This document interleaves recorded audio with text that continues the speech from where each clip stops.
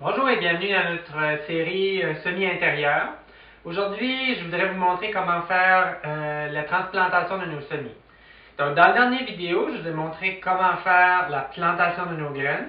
Maintenant que nos plantes ont poussé un tout petit peu, il va falloir les transplanter. Ici, j'ai du céleri, puis ici, j'ai des tomates. Comment décider quand transplanter nos semis? C'est assez simple. C'est quand ils ont deux vraies feuilles ou que les plantes deviennent un peu trop serrées dans leur pot. Parce que si vous vous souvenez, quand on les a semées dans un pot commun, donc toutes les graines dans le même pot. Okay? Deux vraies feuilles, comment savoir? Ok, ici par exemple, j'ai des semis qui viennent à peine de germer. Tout ce qu'on voit ici, c'est les feuilles embryonnaires, qu'on appelle cotylédons. Donc la plante, à ce moment-ci, elle n'a pas encore de vrai feuillage. Elle va en faire dans les prochains jours, puis éventuellement, ça va avoir l'air de ceci. On voit bien que la feuille du céleri, en fait, ceci, c'est un chervi qui est très très près du céleri. C'est une sorte de céleri tubéreux, mais qui va avoir un feuillage très semblable dans quelques jours. Okay. Pour la tomate, si on regarde la tomate, on voit ici qu'on a le cotylédon, qui était la feuille embryonnaire, puis on a la vraie feuille ici. La façon de procéder. Premièrement, le terreau qu'on va utiliser, on peut utiliser le même terreau qu'on a pris pour faire les semis, mais habituellement, dans le commerce, on va séparer les terreaux à semis du terreau de plantation ou terreau d'utilisage. La différence principale, c'est dans la finesse de notre terreau. Le terreau à semis a tendance à être un peu plus fin. Puis aussi, c'est dans la composition du terreau comme tel. Ici, c'est un terreau que j'ai fait moi-même. J'ai pris un terreau de semis puis j'ai rajouté un peu de compost de mon jardin que j'ai stérilisé. Dans les terreaux du commerce, habituellement, ça va être le même terreau que le semis, un petit peu plus grossier comme je viens de le dire, mais on va y rajouter des éléments nutritifs, habituellement sous forme synthétique, c'est-à-dire des engrais chimiques. Okay? Vous ne le verrez pas nécessairement parce que c'est rajouté sous forme de poudre qui sont pas nécessairement visibles dans le mélange. Moi, étant donné que je préfère avoir des semis biologiques, j'ai rajouté du compost que j'avais ramassé dans mon jardin l'an dernier, puis je l'ai tamisé, puis je l'ai stérilisé. Parce qu'on ne veut pas, comme dans le cas des semis dont je vous ai expliqué la dernière fois, on ne veut pas avoir plein de pathogènes, puis d'insectes, puis de mauvaises herbes dans notre terreau. Donc, c'est important de stériliser. Puis pour le stériliser, on peut le mettre au four à 170 pendant 50 minutes, mais ça a tendance à sentir plutôt fort dans la maison. Moi, je préfère prendre de l'eau bouillante et le mettre sur mon compost. Quand on est rendu au stade du semis, c'est un peu moins important la stérilisation parce que nos plantes sont déjà grosses, sont plus robustes, il y a moins de danger de faire ce que j'appelais dans la dernière vidéo la fonte des semis, la maladie qui va attaquer la base de nos plantes. Okay. On va commencer par les tomates, qui est probablement une des plantes les plus faciles à transplanter. C'est une plante qui nous pardonne facilement, on peut lui jouer dans les racines, il n'y a pas beaucoup de danger. Bon, là, maintenant, alors, pour le choix de nos contenants, le format et le type de contenant. Comme dans la vidéo précédente sur les semis, vous pouvez utiliser des contenants recyclés, genre pot de yogourt, que vous avez nettoyé préalablement. C'est pas nécessaire de les désinfecter, mais il faut qu'ils soient complètement nettoyés. Et il faut surtout qu'il y ait des trous. Okay? Souvent, par contre, les pots de yogourt et les pots recyclés vont avoir tendance à être un tout petit peu trop gros. Moi, quand je fais ma transplantation, je commence avec ce qu'on appelle des cellules, okay, qui viennent dans différents formats, différentes grosseurs. Okay? Il ne faut pas mettre une toute petite plantule dans un très gros pot. Okay? Tout simplement parce que le volume de terre va être très gros. La plante va avoir de la difficulté à sécher. On ne veut pas que la plante reste détrempée trop longtemps. On veut que la plante boive l'eau puis on l'arrose régulièrement. Ça a tendance à donner des racines beaucoup plus vigoureuses. Okay? Aussi, si une toute petite plante est mise dans un gros pot, ce que les racines cherchent à faire dans les pots, c'est toujours sortir par le trou d'en dessous. Donc, si on la met dans un tout petit pot en commençant, les racines vont remplir avant de sortir. Et on va prendre cette petite cellule-là et là, on va la mettre dans un plus gros pot. À chaque fois qu'on transplante, ça ajoute de la vigueur à la plante. Okay? Initialement, ça choque la plante. Quand on la divise, de toute évidence, je leur ai cassé quelques racines, ça les stresse un peu. Mais ils se refont des racines, ils se refont une vigueur, puis à chaque fois que je les transplante, ça leur redonne de la vigueur. Aussi parce qu'à chaque fois que je les transplante, je peux rajouter d'autres terreaux avec d'autres engrais dedans. Donc, pour la transplantation comme telle, c'est très très facile. Je mets un tout petit peu de terre dans le fond. On ne veut pas que les racines soient directement dans le fond. On veut qu'il y ait un fond de terre avant. Dans le cas de la tomate, elle a une longue tige que je peux enterrer. Donc, je peux la mettre même à l'horizontale si je veux. et lui enterrer la racine, la tige et la racine. Okay? Je vais faire une transplantation avec d'autres semis tout à l'heure, vous allez voir. La plupart des autres plantes, elles n'aiment pas avoir les tiges enterrées. Poivron, aubergine, on n'enterre pas les tiges. Les choux, ça ne dérange pas. Les tomates, elles adorent ça parce qu'en fait, les tomates, elles ont la capacité de faire des racines le long de la tige. Donc, si vous enterrez la tige, elle va tout simplement refaire des racines, ça va lui rajouter de la vigueur. Okay? Donc, c'est aussi simple que ça. Vous voyez que j'y vais d'une main leste, mais quand même avec un peu de délicatesse. Okay? Une fois qu'on les a plantés, on les arrose. Contrairement aux semis, les transplants, on peut les arroser très abondamment jusqu'à ce que l'eau dégoutte en dessous. Ça commence à dégoûter. Il faut que ce soit lourd avec beaucoup d'eau. Dernière chose, pas oublier de mettre son étiquette. Parce que si vous avez quelques semis pour commencer, ça va, mais une fois que vous en aurez beaucoup, dans mon cas à moi, j'ai plusieurs sortes de tomates.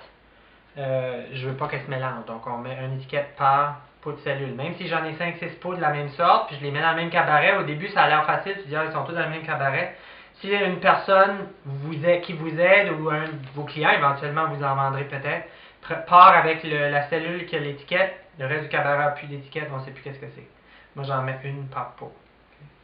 Ça a peut-être l'air excessif au début, mais ça nous sauve beaucoup de tracas dans le futur. Donc, je vais terminer avec ces tomates-là, pour ne pas les perdre, parce que je les ai déjà de séparer. Il faut y aller le plus rapidement possible, pour pas que les racines sèchent. Puis, n'oubliez pas, il faut, comme pour les semis, il faut que votre terreau d'origine, le terreau que vous mettez avant, il faut que ce soit un peu humide. Parce que sinon, l'eau va avoir de la difficulté à pénétrer dans le terreau. Okay. Bon, s'il m'en reste, j'ai deux choix, je peux les jeter, mais moi je les jette pas. Ce que je fais, je les remets dans leur pot avec un petit peu de terre fraîche. La raison est que si jamais j'ai un problème avec les semis que je viens de faire, pour une raison ou pour une autre, je sais pas, le chat saute dessus, il les casse, ou ça peut encore arriver qu'il y ait des maladies qui se mettent dedans à ce stade-là. J'ai mes plantes en réserve que je pourrais utiliser. Donc pour quelques jours, peut-être 2 semaines, jusqu'à ce que mes repousses prennent, puis que je vois que mes semis ont vraiment réussi, je vais garder ceux-là. Sinon, après ça, je les donne à quelqu'un ou les mets au compost. Okay? Les autres semis, c'est la même chose. Ça ici, c'est de la mélisse, qui est une fine herbe. On va faire exactement la même chose. Okay? La seule chose, vous allez voir, elle est beaucoup plus petite. Donc, il faut y aller avec un peu plus de délicatesse. On peut la mettre dans le même format. Je n'ai pas de cellule plus petite. Donc, ce que je vais faire, au lieu d'en mettre une par cellule, comme j'ai fait avec mes tomates, je vais les mettre en petits groupes. Okay? Ici, j'en ai 3 là. Je peux me permettre de les mettre toutes les 3 là-dedans. Okay? Parce qu'ils ont amplement d'espace.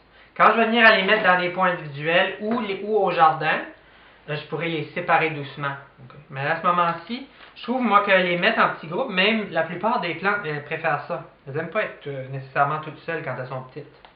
Okay? On peut les regrouper, comme vous voyez, là, ils sont séparés. Je peux les prendre, les regrouper, il n'y a pas de problème.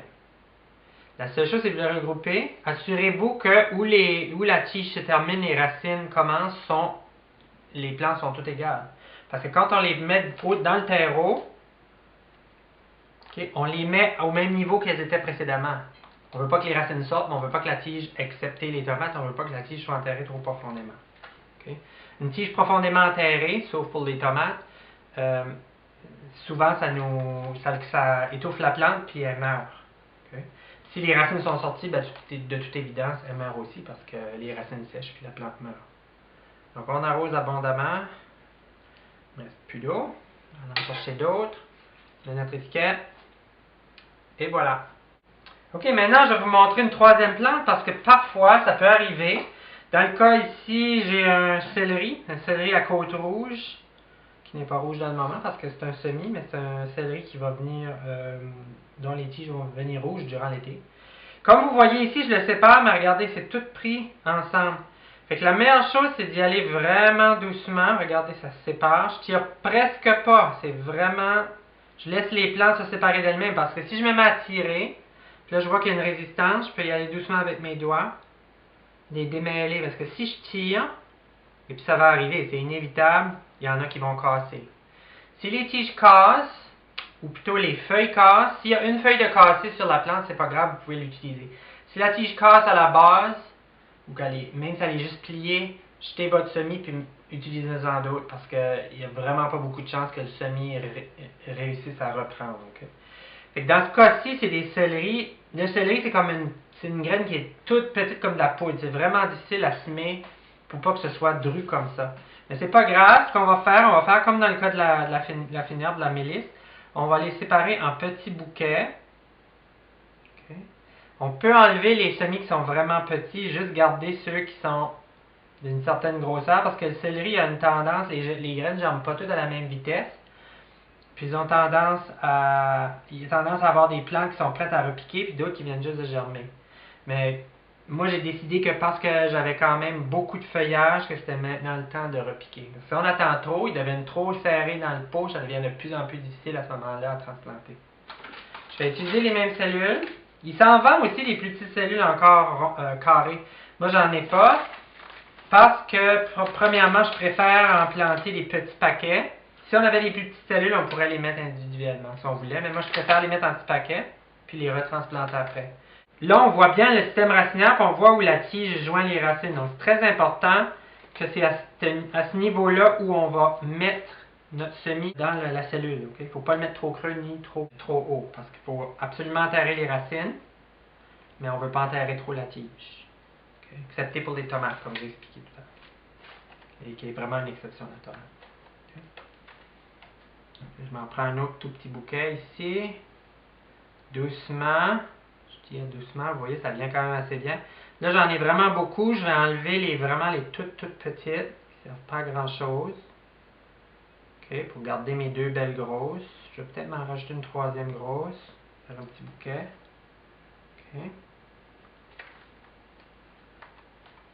Voilà.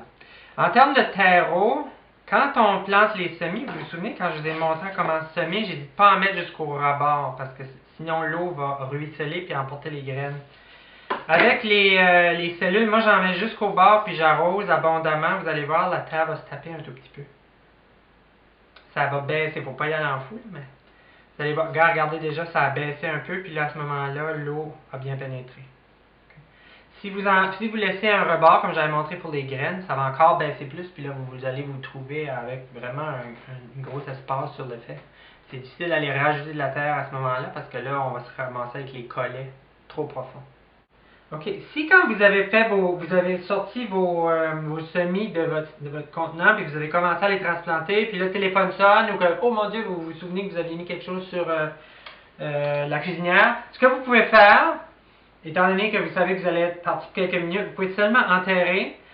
Et si votre terreau est sec, vous pouvez arroser un tout petit peu. Ça va les empêcher de se dessécher le temps que vous êtes parti. Si votre terreau est assez humide, il n'y a pas besoin d'arroser. On peut seulement juste mettre un peu de terre au niveau des racines, puis aller revenir dans même une demi-heure, les semis vont être OK. OK, une fois qu'on a terminé nos transplants, certaines plantes, comme le céleri ici, je viens de les arroser.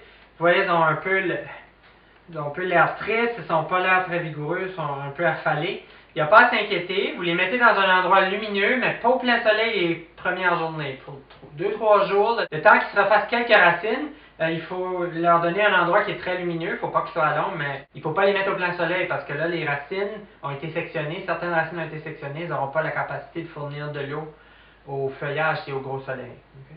Mais il ne faut pas s'inquiéter. Après quelques jours, elles vont se relever, puis elles vont se remettre à pousser. Puis après environ une semaine, vous allez voir que ça va avoir l'air de ça. Ça, c'est des céleris que j'ai transplantés la semaine dernière. Quand elles sont rendues à ce niveau-là, là, on voit qu'elles sont de retour en pleine croissance. Ils ont passé par-dessus leur stress. Et là, on les traite comme n'importe quelle autre plante. On les arrose quand la surface sèche. On garde un œil dessus, puis on les met dans l'endroit le plus lumineux qu'on a de la maison. Voilà, bon succès!